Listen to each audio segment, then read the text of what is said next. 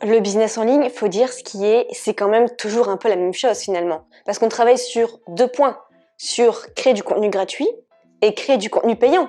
Mais au final, on travaille que sur ces 2 points-là. Donc, au bout d'un moment, il y a peut-être une forme de lassitude qui vient s'installer. Alors moi, j'ai débuté en 2013 le marketing, j'en vis depuis 2016, mais en 2021-2022, j'ai commencé à ressentir une sorte de lassitude puisque ça allait faire presque 10 ans que je crée du contenu sur internet et donc au bout d'un moment, quand tu fais un peu toujours la même chose, ça devient... En tout cas, tu y trouves moins de plaisir. Et ça, c'est important parce que si tu y trouves moins de plaisir, tu as le risque d'abandonner. Et il ne faut pas abandonner, il faut juste faire les choses différemment. Et donc, je me suis interrogée et j'ai mis en place de nouvelles choses qui font que je suis repartie sur de bonnes bases et que maintenant j'ai retrouvé la motivation de mes débuts et j'ai envie de tout déchirer et de bien faire les choses. Et je suis de nouveau vraiment excitée de commencer une nouvelle journée en créant du contenu sur internet. Donc je vais vous donner ici toutes mes astuces que j'ai pu mettre en place pour retrouver cette bonne énergie, cette excitation des débuts et cette motivation. Donc si tu n'as plus de plaisir aujourd'hui dans ton business, regarde attentivement cette vidéo et tous les points clés que je vais développer. Le premier point clé, c'est avoir du feedback. Le feedback, qu'est-ce que c'est? Savoir des retours sur le travail qu'on fournit. Parce que comme on n'est pas avec une personne face à nous, on ne sait pas vraiment si le travail il plaît aux gens. On ne sait pas toujours parce que c'est envoyé, la formation est envoyée par email, puis ensuite on ne sait pas vraiment ce que la personne en pense. On n'a pas vraiment de retour. Donc pour ça, il faut mettre en place des processus de feedback. C'est-à-dire que sur Trustpilot, vous pouvez demander au client de vous laisser un avis pour savoir un petit peu où est-ce que vous en êtes. Ça peut être un indicateur pour voir si on peut améliorer des choses, s'il y a des personnes qui sont plus déçues, si les personnes sont satisfaites, pourquoi. Et donc du coup, vous, ça vous motive.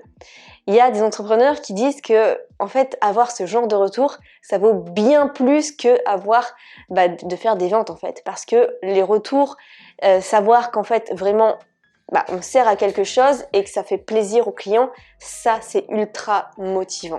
Et justement, moi j'avais supprimé ce feedback, c'est-à-dire que 15 jours après l'achat des formations, les personnes avaient reçu un email et ils pouvaient me laisser du coup un avis sur Trustpilot. Et je me suis dit, bon, j'ai une 50aine d'avis, ça me suffit, je vais arrêter cet email.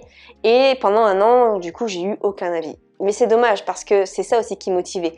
Quand je recevais un email, vous avez reçu un avis 5 étoiles sur Trustpilot et que je lisais l'email, vraiment ça me faisait chaud au cœur et c'est comme si ça me redonnait de l'énergie pendant 1 semaine. Donc si vous avez comme ça plein de retours positifs, vraiment, c'est impossible d'être démotivé dans ces conditions. Donc j'ai remis ça en place et si vous ne l'avez jamais fait, mettez-le en place. Ensuite, répondez aux commentaires. Les gens adorent que vous leur répondiez aux commentaires sous YouTube, sous votre blog, sur les réseaux sociaux, sur Instagram. Répondez-leur au maximum. On ne peut pas toujours répondre à tout le monde. Mais si vous venez sortir une vidéo, répondez aux premiers commentaires. Vraiment, ça leur fera plaisir parce que c'est rare que les personnes répondent finalement gratuitement si ce n'est pas des clients. Donc vous allez faire une différence par rapport à ça. Et franchement, les gens sont trop agréables, ils vont dire « Oh, merci pour votre réponse ». Pareil pour les emails. J'ai jamais délégué la partie d'email parce que j'adore répondre moi-même personnellement. J'essaye de le faire assez rapidement, ça dépend franchement si la réponse demande des recherches ou pas, mais j'essaye de répondre parfois rapidement. Si je reçois un email, tac, je réponds tout de suite. Si ça demande plus de technique, je vais laisser passer 1 ou 2 journées, ça dépend. Bon, parfois, forcément, c'est un peu plus compliqué, je me laisse dépasser, mais en tout cas, répondre moi-même et non pas avec une assistante, c'est important pour moi parce que comme ça, je peux voir un petit peu ce que les gens pensent et voir un petit peu les coulisses vraiment, plutôt que d'être trop éloigné de la clientèle finalement. D'ailleurs, j'ai jamais compris ce truc de déléguer le support email. Parce que si tout est bon techniquement, si tes clients sont satisfaits, je vois pas pourquoi tu as beaucoup de support client à faire et tu dois déléguer ça. Je comprends pas, vraiment je ne comprends pas. Et enfin, ce que tu peux faire, c'est de faire un mail suivi, c'est-à-dire que par exemple, 10 jours après l'achat d'une formation, tu peux envoyer un email automatique pour demander au client si tout va bien, s'il a besoin d'aide, s'il veut parler de son projet. Et la personne va se dire « Waouh, c'est une sacrée différence parce que elle n'a pas juste voulu mon argent pour prendre la formation, elle me demande si tout va bien et je peux lui envoyer un email personnel avec son adresse personnelle. » Et ça fait toute une différence. Vraiment, les gens se sentent pas comme un numéro, mais comme un humain que la personne a sincèrement envie d'aider. Et en allemand, on dit ich diene, ça veut dire je sers. Et donc tout ça, ce sentiment de feedback, de tous les retours, de savoir qu'on aide vraiment des gens, ça incarne pleinement notre mission de vie et on se sent utile et on sent qu'on sert à quelque chose. Et ça, c'est motivant. Et voilà pourquoi c'était ce premier point. Deuxième point, côtoyer la méthode Parkinson. Donc la méthode Parkinson signifie que selon le temps que tu vas l'utiliser dans sa totalité. Par exemple, tu as 30 minutes pour faire du ménage, tu vas utiliser ces 30 minutes. Par contre, si tu avais toute l'après-midi, tu vas utiliser toute l'après-midi. Pour au final, le même résultat. C'est ça en fait l'idée. Donc travailler avec la méthode Parkinson, c'est-à-dire que vous allez travailler en deep work, en session profonde et chronométrée. Donc vous allez en gros vous mettre dans votre bulle et travailler de manière chronométrée. Pendant très longtemps, je me suis dit mais c'est débile de faire ça parce que on n'est pas à l'école, on n'a pas 3 heures pour faire une dissertation. Moi j'ai toute ma journée, je prends plaisir à le faire, je vais pas me chronométrer. Erreur, parce que vraiment quand tu le fais, tu es beaucoup plus concentré, donc tu apprécies beaucoup plus ce que tu es en train de faire et tu vas plus vite. Parce que tu te fixes une limite. Parce que avant je me disais j'ai toute la journée pour tourner une seule vidéo, franchement j'allais mettre toute la journée. Alors que si je me chronomètre et je me dis j'ai 30 minutes pour faire un email, je vais mettre 30 minutes. Si je mets pas de limite, vous avez compris, je vais mettre 2 heures et plus. Donc c'est très important de faire ça et vraiment.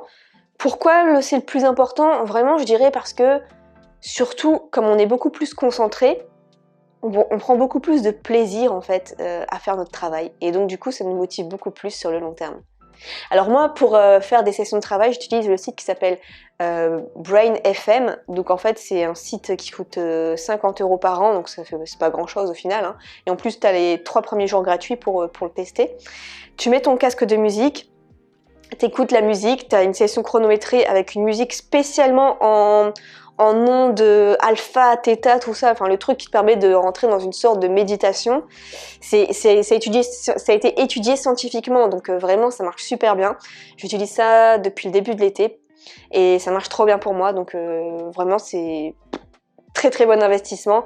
Et c'est pour ça aussi que j'ai surtout repris plaisir à travailler parce qu'une fois que je mets ce casque et une fois que je lance cette application-là, je me sens trop bien et je vois pas les 25 minutes passer. Et après, je fais 5 minutes de pause et je relance 25 minutes. Troisième conseil, se rapprocher d'autres entrepreneurs.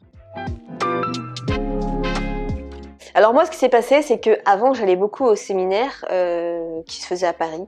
À chaque fois qu'il y avait des séminaires pour entrepreneurs, je fais les tout premiers en 2015, 2016, 2017, 2018, 2019 et après j'ai arrêté.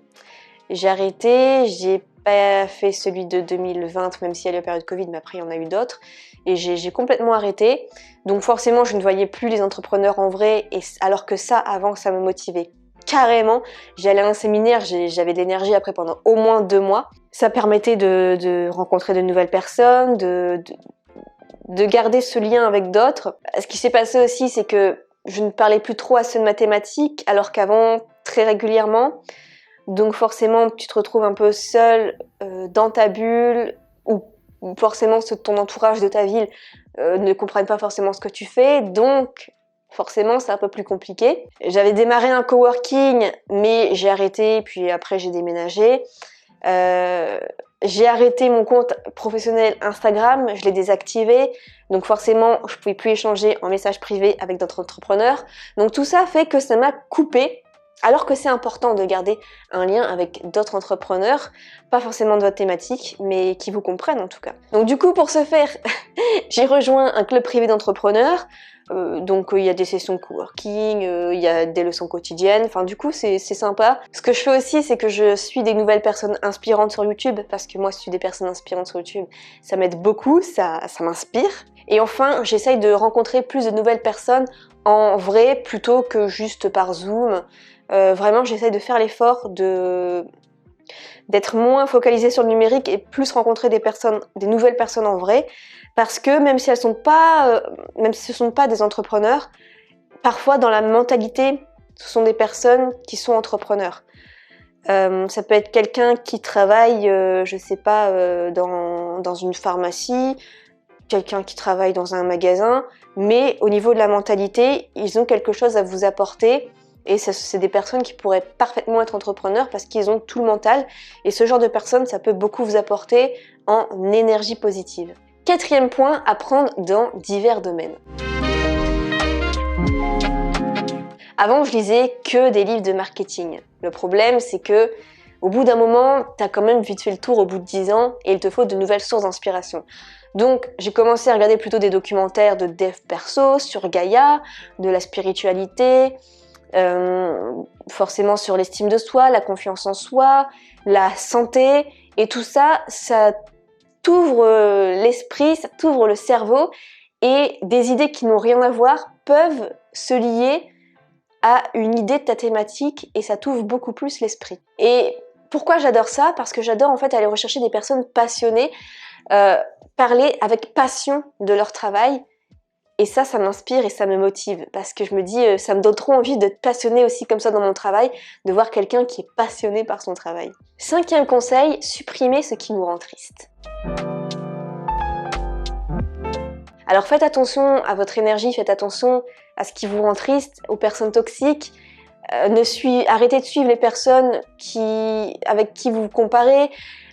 Arrêtez que les gens vous prennent trop votre temps, arrêtez de répondre trop au téléphone, arrêtez de laisser les gens venir comme ça chez vous alors que vous avez quand même un vrai métier. Dites non aux sorties si vous n'en avez pas envie, arrêtez tout ça et respectez-vous. C'est pour ça que j'ai supprimé par exemple Instagram parce que j'avais tendance à trop me comparer avec ce qui se faisait, ce que les gens faisaient comme business dessus, alors que moi ça me ressemble pas du tout, je perdais trop de temps à regarder des vidéos qui ne m'apportaient rien du tout.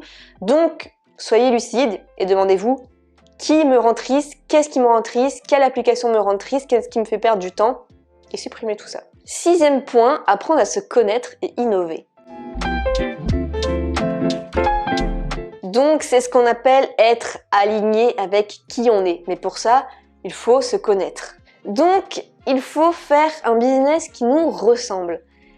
Franchement, posez-vous, arrêtez de suivre tout le monde et leur stratégie qui marche pour eux. Qu'est-ce qui va marcher pour vous? Qu'est-ce qui vous ressemble? Peut-être que c'est un format unique qui n'a pas encore été fait. Réfléchissez-y. Donc moi, je suis en train de remettre en place, par exemple, le système un peu colis, c'est-à-dire que tout le monde fait des formations numériques dans mathématiques. Moi, je veux envoyer un colis chez la personne.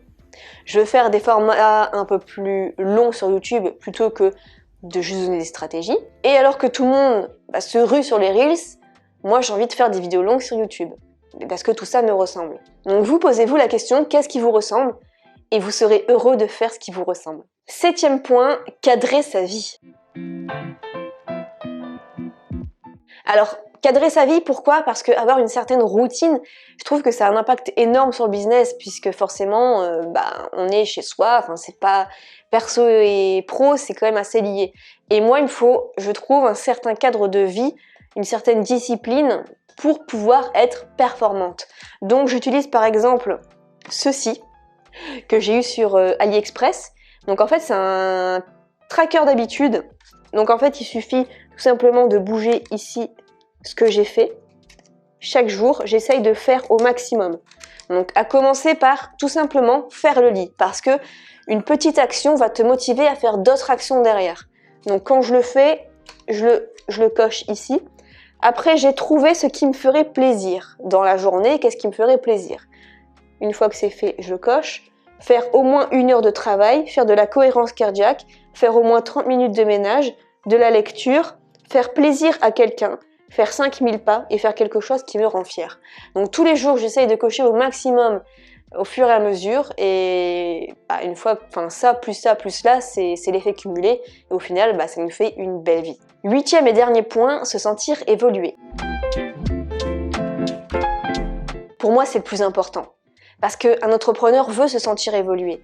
Et moi, pendant trop longtemps, en tout cas ces 2 dernières années, j'ai trop stagné. Et c'est seulement maintenant que j'ai mis tout en place pour vraiment évoluer de nouveau. Et se sentir évoluer et voir la courbe augmenter, on se sent bien. Parce que pour moi, le bonheur, c'est avoir des objectifs et les atteindre et se sentir évoluer au fur et à mesure. D'ailleurs, beaucoup jettent la pierre aux entrepreneurs qui veulent toujours gagner plus. Aux personnes qui gagnent, je sais pas, 5 000, 10 000 euros par mois, 20 000 euros par mois, on leur dit, mais il peut pas se satisfaire de ça, c'est déjà super bien. Mais en fait, c'est pas ça le problème. L'entrepreneur voit pas l'argent comme de l'argent, il voit ça comme des points. Comme il n'y a pas de limite, en fait, un entrepreneur se sent un petit peu comme un jeu vidéo. Le niveau 1, c'est gagner 500 euros par mois. Le niveau 2, gagner 1000 euros, 1500, 5000, 10 000, 15 000, 20 000. Et donc, il ne se sent pas stagné. Imaginez, il est bloqué dans un jeu vidéo pendant 2 ans. Il se sent nul, pour rester poli. Il a envie d'évoluer. Donc pour lui, c'est pas de l'argent, c'est des points, c'est passer des niveaux. Et donc passer des niveaux, c'est se sentir fier, se sentir heureux.